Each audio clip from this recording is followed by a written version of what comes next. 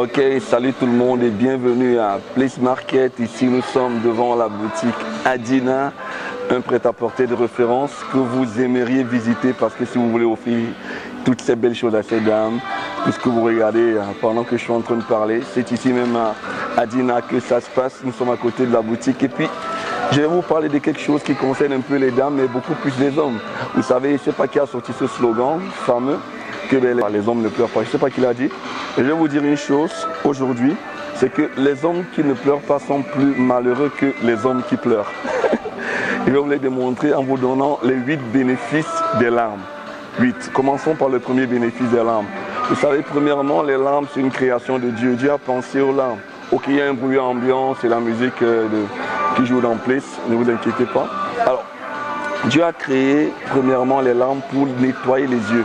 Vous voyez que j'ai les lunettes, peut-être c'est parce que je pleurais plus assez que mes yeux ont eu des problèmes et j'ai été obligé de les mettre. Premièrement, c'est pour nettoyer les yeux.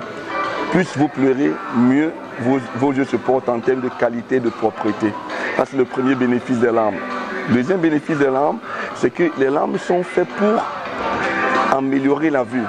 Plus vous pleurez, mieux vous voyez. Et je reviens encore sur mes fameuses lunettes. Les larmes aiguisent la vision. Si les yeux sont nettoyés, fatalement, vous voyez mieux. Vous voyez moins bien si vous ne pleurez pas. Plus vous pleurez, mieux vous voyez. Le troisième bénéfice des larmes, c'est que les larmes aident à la consolation.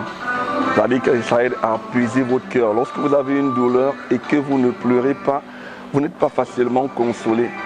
Et Dieu a créé les larmes pour ça. C'est une arme pour consoler les cœurs. Et il y a plusieurs personnes qui ont perdu des êtres chers ou bien qui ont eu des chagrins d'amour depuis longtemps. Et elles n'ont pas pleuré et jusqu'à aujourd'hui, pas de consolation.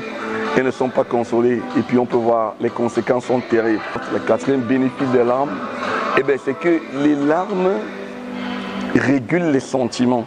Lorsque vous ne pleurez pas, vos sentiments peuvent être disparates. Plusieurs personnes, au lieu de pleurer, se livrent dans l'alcool. Et quand elles se livrent dans l'alcool, lorsqu'elles pleurent, ce n'est pas des pleurs qui vont les consoler. Elles vont revenir toujours dans leur problème principal qui va les détruire. Si vous ne pleurez pas, vous pouvez être détruit au finish par un problème. Alors que parfois, lorsque vous pleurez, vous apportez une solution à vous-même. Les larmes apportent la consolation et ça vous permet de réguler vos sentiments. Plusieurs personnes, quand ils ne pleurent pas, elles se livrent aux abus. Les femmes, la drogue et certaines personnes vont jusqu'au suicide parce qu'elles n'ont pas fait leur deuil. Lorsque vous ne pleurez pas, c'est très dangereux. Vous allez voir une personne qui a perdu un être cher depuis longtemps et qui n'a pas pleuré cette personne. Et elle a justement des sentiments confus. À un moment donné, elle ne sait même pas pourquoi elle est toujours nerveuse, agressive, ainsi de suite, parce qu'elle n'a pas simplement pleuré. Les larmes régulent les sentiments. Très important, ça c'est la quatrième chose. Les larmes donnent l'onction. Regardez le Seigneur Jésus-Christ.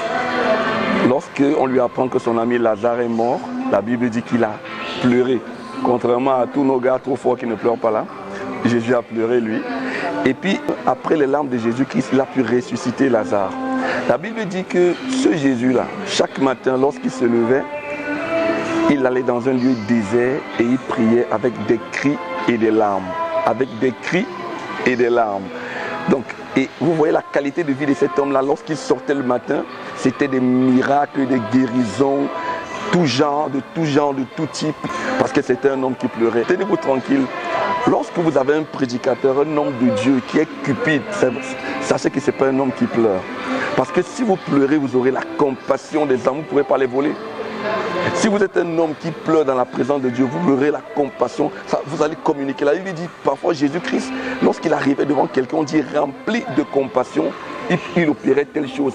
Rempli de compassion, il levait un paralytique. Rempli de compassion, il guérissait un aveugle. Et plusieurs hommes de Dieu qui prêchent par voyeurisme n'ont pas de compassion parce qu'ils n'ont pas l'habitude de pleurer devant Dieu. Et bien c'est que les larmes vous élèvent spirituellement. Je vous ai dit d'abord que ça vous donnait l'onction, c'est une chose. Deuxièmement, ça vous élève spirituellement. Vous pouvez être délivré parce que vous avez l'habitude de pleurer devant Dieu. Pour ceux qui sont chrétiens, ils peuvent comprendre ça, mais pour les autres, attendez encore un peu. Lorsque vous êtes en train de prier en adorant Dieu et que vous n'avez pas les larmes, il y a un niveau d'adoration que vous n'atteignez pas. Souvenez-vous de la maman de Samuel. La Bible dit qu'elle n'arrivait même plus à parler. Ce n'est que des larmes qui sortaient. Et les larmes là ont déclenché, l'ont libéré de la stérilité. Regardez les gens lorsqu'ils adorent le Seigneur et qu'ils commencent à prier avec beaucoup de conduite du Saint-Esprit. Comprenez que le but de l'adoration, eh bien, c'est de laisser Dieu prendre le contrôle et que vous vous effaciez totalement, n'est-ce pas? Lorsque vous êtes devant Dieu et que les paroles ne suffisent plus, que les larmes viennent, vous vous effacez plus facilement. Quand vous adorez Dieu sans larmes, vous êtes à un seuil d'adoration. Mais quand les larmes viennent, le niveau d'adoration augmente. Vous vous effacez et vous laissez la place à Dieu qui peut vraiment agir dans votre vie d'une manière spéciale pour vous libérer, pour vous délivrer de tout genre de fardeau. Quand vous pleurez en adoration devant Dieu, vos fardeaux tombent tous. L'espace et le temps disparaissent et vous tombez dans une adoration surnaturelle. Celui qui adore Dieu en larmes, seul peut le comprendre. Ça, c'est le 7e bénéfice des larmes. Eh bien, le 8e bénéfice des larmes, c'est que les larmes sont un vecteur de communication. Les larmes sont un vecteur de communication. On ne pleure pas seulement parce qu'on a de la douleur, parce qu'on a un deuil. Lorsque vous venez de gagner la Coupe du Monde et que les cris de joie ne suffisent plus, c'est les larmes qui viennent compléter les larmes de joie. On ne pleure pas seulement parce qu'on a de la peine. On peut aussi pleurer parce qu'on a une émotion qu'on ne peut plus exprimer. Certaines émotions, lorsque vous rencontrez quelqu'un que vous aimez, des larmes coulent. Lorsque vous vous souvenez d'une situation de la vie, des larmes coulent. Vous apaisez votre cœur et ça apporte un certain baume dans votre vie. Une certaine paix, une certaine quiétude. Regardez quand une femme est devant un homme qui lui a fait du tort et que l'homme commence à pleurer, les paroles de l'homme s'extompent directement. C'est un langage, les pleurs. Et la femme comprendra directement que vous êtes désolé. Si la chose est très grave, c'est les larmes qui viennent être la meilleure expression. Et ça ne dépend pas de vous. C'est une affaire que Dieu nous a donnée depuis que nous sommes petits. Regardez le bébé. Quand le bébé pleure, ce n'est pas forcément parce qu'il a mal. Il peut pleurer parce qu'il a faim. Il peut pleurer parce qu'il vient de se réveiller. Il peut pleurer parce qu'il veut dormir. Le bébé peut pleurer parce qu'il veut qu'on l'habille, parce qu'il veut qu'on le lance. Le bébé peut pleurer parce qu'il veut qu'on les déshabille. Les larmes, c'est un vecteur de communication puissant. Et quand vous ne pleurez pas, vous allez manquer de sagacité même dans votre communication gestuelle. Les hommes qui pleurent sont les hommes forts. Et je finis en vous disant ceci. Répète ceci après moi.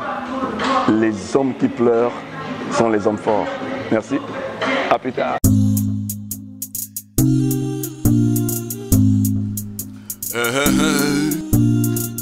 Soit un homme, soit une femme,